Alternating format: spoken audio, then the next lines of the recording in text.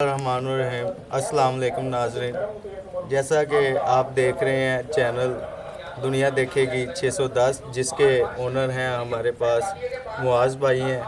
ठीक है, वो एक ड्रामा जो है ना वो लॉन्च कर रहे हैं जिसका नाम है ज़मीन की आवाज़। देख काइंडली व्यूअर्स आप देखें, अभी ड्रामे की शूटिंग चल रही है, बहुत जल्द जो है ना वो इसको अपलोड कर देंगे अपने चैनल पे।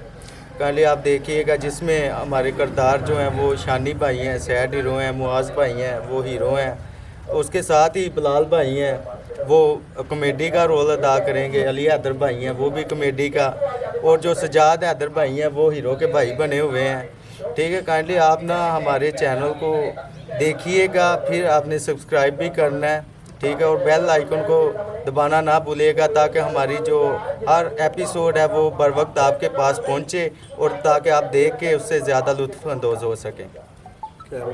जो हमारे साथ जो कैमरा मैन है वो शहबाज भाई हैं, जिनका स्टूडियो है शहबाज स्टूडियो के नाम से।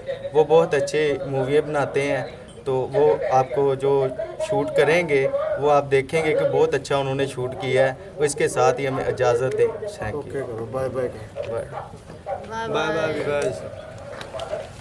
ठीक है सर।